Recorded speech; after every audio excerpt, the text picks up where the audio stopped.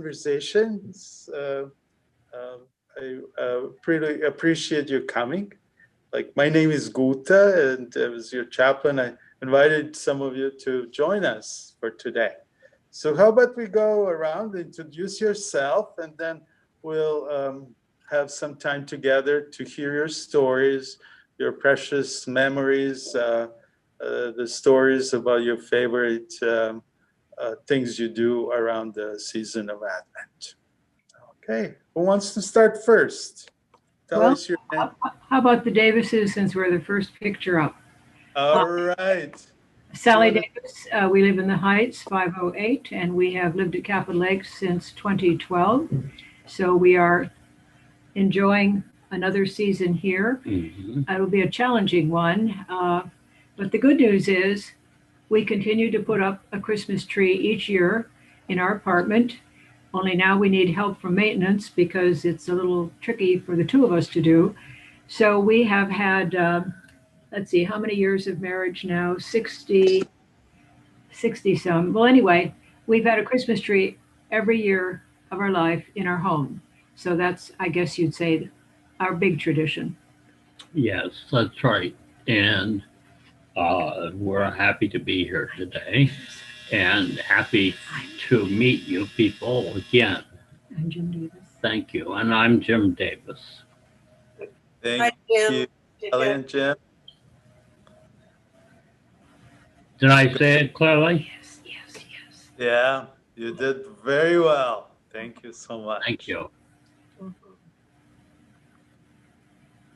Norma and Doug, you're next. You want to introduce yourself? Okay, when our children were small, we lived on a farm on the Wisconsin River. And the first event of Advent for us was to find a Christmas tree. And we out on a farm and we cut a tree, and they were never the nicely shaped Christmas trees you could buy. So it'd always be exciting to to see what it would look like when it. Was that on your farm or? Yes, it was on our farm. Yeah, nice. Yeah.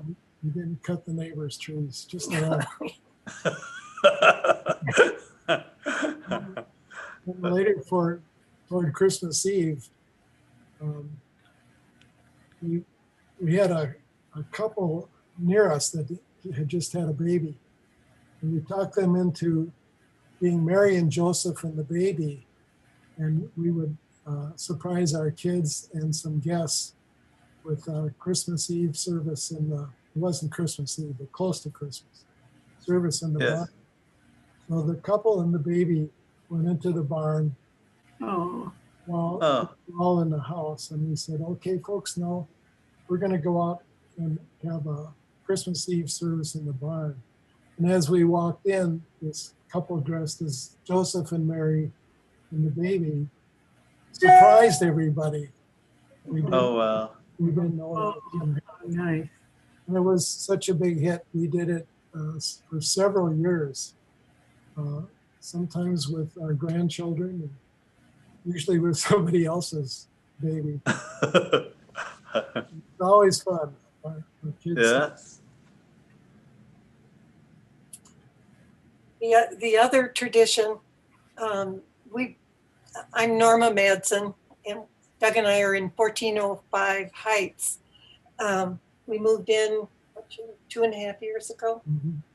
And a tradition that we're going to still try to do here because it's been meaningful for us is the Advent Wreath, a way of waiting and anticipating the Sundays, the various Sundays leading up to Christmas, and lighting candles. Of course, this year there'll be virtual candles. There'll be the batteries. They'll be turning candles on instead of lighting them. But this was always really, and I think, a meaningful, it was to me anyway, and to children and grandchildren as they grew up, to have a sense of waiting, that Advent was a time of waiting. Even though it was a dark time of year, one of the books, Watching for the Light. For the light, yeah. and it has wonderful readings in it that talk about the darkness and the coming light of the Christ child. And there's Yeah. a quote at the beginning of the introduction: "Light your candles quietly, such candles as you possess, wherever you are." And so it was just the simple lighting of one candle one week, and the next candle of peace, hope, faith, and then having a short reading for the kids and grandkids, because I think they learned that Advent literally means arrival and has been observed for centuries as a time to contemplate Christ's birth. Most people today acknowledge it only with a blank look. For the vast majority of us, December flies by in a flurry of activities, and what is called the holiday seasons turns out to be the most stressful time of the year. Well, that's one of the good things about COVID and about being here. This is not the most stressful time of the year for me. This Advent, I have plenty of time to light our candles, turn them on quietly. Yeah. It's all good as long as Zoom works well. So Yeah. we don't have. Yeah. Well, thank you. And Harriet and Jack. Sound working? There we go. Now the sound is working. Okay. Close. I guess the microphone doesn't pick up very far away. Anyway, I'm Harriet Burkhalter, and my husband Jack is here. We live in 1502 in the Heights. We've been here, it will be 6 years come this spring, I think. So that's 5.5, I guess, at this point. And our traditions have been sort of mixed and of various nature over the years. Of late, our tradition has been to spend Christmas at the home of one of our children. We go back and forth between the one in Denver, Colorado, and the one in Windsor, Ontario, in Canada. And so far, all 10 of us have been able to get there and be part of those Christmases, but this will be a year when we won't. So some things will be different. I think that over time, we've had a food tradition that comes from Jack's family that he'll talk about. And that's one of the main things about Christmas for us. Well, my mother is from the Upper Peninsula of Michigan, and she used to make bread with saffron. And so we have saffron bread. It's bread with currants in it, and we have it every year, and we really enjoy it. And then Harriet has finally learned to make it reasonably well. Tried. On top of the refrigerator, and it would have to rise twice overnight, and Harriet could never get the knack of doing that, but we never had a refrigerator that was warm on the top. Taken us a long time to get it, but finally we have it. It's pretty good, so we enjoy it very much. I guess the other tradition we always had was we always opened up presents in the morning. And of course, our kids wanted to get up at 5 o'clock, and we wouldn't let them. And we used to line up by age, with the youngest going first, going down the stairs to see the tree. And even today, they want to do that, even though they're.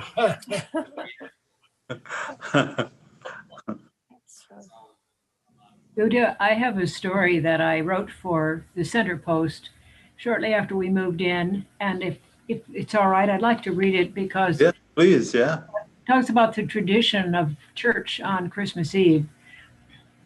We lived in California when my mother died in August in the little northern Wisconsin village that my parents had lived in for over 50 years.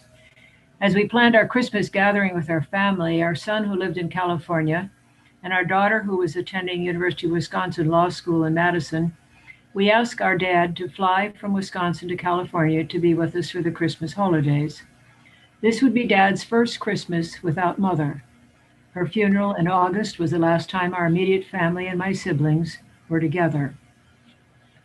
During our years in Sacramento, California, we were members of Westminster Presbyterian Church in the center of the city, across from the California State Capitol. Our family tradition was to attend the Christmas Eve candlelight service at Westminster so that together we would celebrate the birth of Jesus. The service, which started at 11 p.m., was always deeply moving. At the end of the service, the church lights were dimmed, and each of us lit a candle, which we held in our hands. The candles, lit one by one, were a beautiful way to remind us of the light that Jesus' birth brought into our world. As the candles were lit, the congregation sang, "Silent Night, Holy Night." As we were singing, Dad took my arm and whispered, "Silent Night" was your mother's favorite Christmas hymn. Tears Oh, were streaming down Dad's face. Soon tears were streaming down my face. As we sang Silent Night together, we both knew that Mother was with us, that her spirit was present, and that she was reminding us how precious life is on earth, how precious is Jesus' promise of eternal life. I remember that Christmas Eve of so many years ago as if it was yesterday. I'm grateful for parents and family that shared and continues to share a centuries-old observance that culminates each year in a celebration of the birth of Jesus Christ on Christmas Eve and assures us that the spirit of those we love is always with us. Thank you, Sally. You're welcome. thank you, Sally. Yeah, it's beautiful. Good. Well, I'll also share most of the customs that my wife taught me when I joined a family. So, favorite thing in our family during the Advent is that candles wreath that usually sits at the center of the dining table, and each week we lit another candle.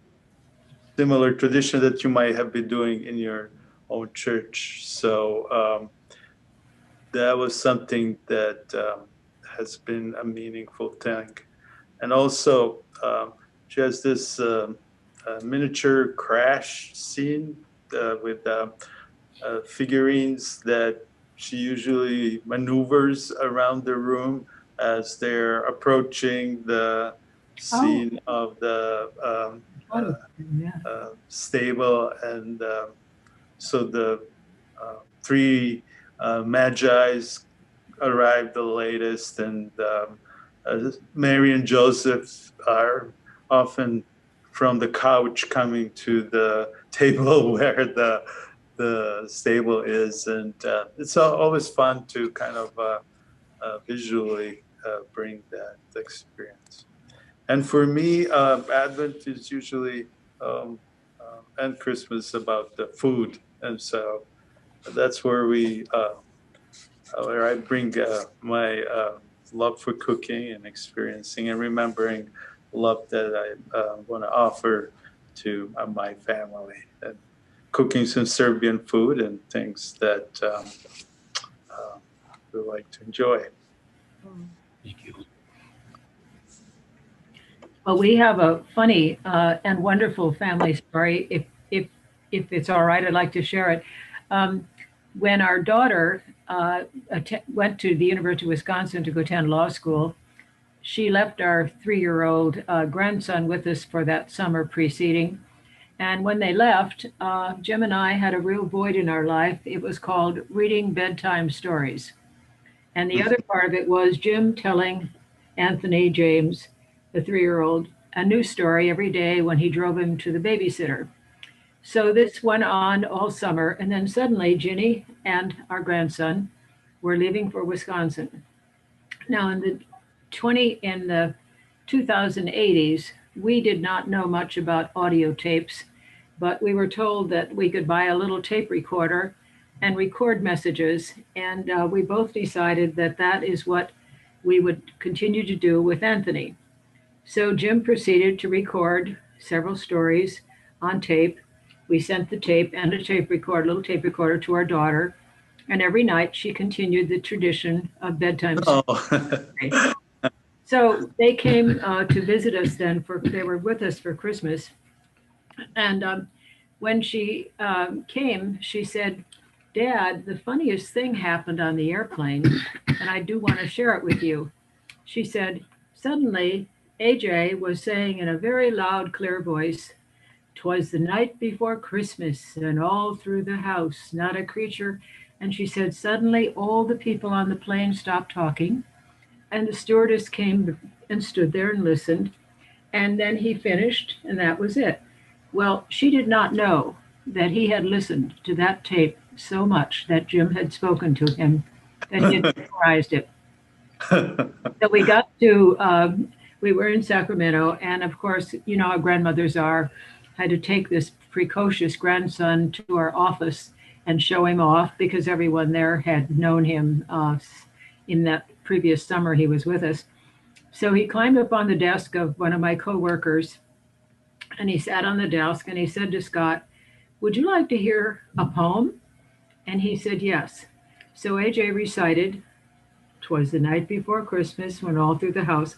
Pretty soon, everyone in the office came over to listen to this child say this poem, this 3-year-old child. And then he just jumped off the desk and said, "Okay, Grandma, now where are we going?"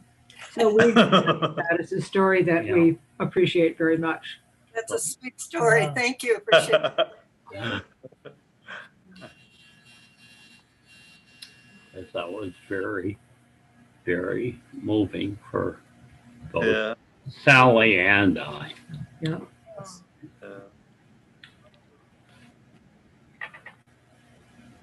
Any other people have Yeah. experiences to share? Yeah. Well, like you, Guta, a lot of the season centered around food. Yeah. I followed the tradition of Doug's parents, really, who were Danish, and the cookies, baking cookies, Christmas cookies before. Yes. And so I tried to do that with, favorite cookies and putting them in the freezer in a tin can so they wouldn't get stale before Christmas. That has had to go by the wayside, but it was a wonderful extravagance with a lot of butter. One of the cookies in particular, the kids loved, and it involved them, not croquembouche, krumkaka. Krumkaka, which is made sort of on an iron, and you pour the batter on it, and then you roll it up as it comes off, and it becomes this crispy cookie that you either fill with whipped cream, which you did occasionally on it, but not too often, or just enjoyed, and the crumbs go all over. But that is one of the memories that I think food is an important part of the holidays that I remember. Yeah. I also like the way how you adapted the recipe about saffron bread. Do you want to share that? Pillsbury's hot roll mix works very well, it turns out. You put the saffron and the currants in it. And she had the yeast recipe, the old-fashioned yeast recipe. It had lard in it. It rose twice. You let it rise, and then you punch it down, let it rise again, and then you make the buns and let it. So it's 3 times the rise. I could never get enough yeast and flour and in the right proportions to have it work. I can remember asking her something about recipes. I was asking her about pie recipes, and she said, "Oh, here, I'll make a pie," and boom, boom, boom, boom, there's the pie. Recipes, I think, weren't even you had them in your head, right? Yeah. And you just cook them. Yeah. I never could figure out how the saying "easy as pie" came about, because my experiences with pie making were not easy. Karma, it had to be a man who had only ate it as easy. Okay. Very well. Well, thank you so much, Franz, for joining this fun conversation. I hope you'll find deep meaning in this season of waiting, season of Advent, and the light that's there is waiting for us too. Yes. That we will overcome this COVID together, stay healthy, well, and our families and friends and all the people of this world. Yeah. Thank you, Gouda. Yes, Thank good. you. It's very Thank you nice of very you to much, do Gouda. this. Very much. Thanks. All the best. Bye-bye. Bye-bye. Thank you. Thank you.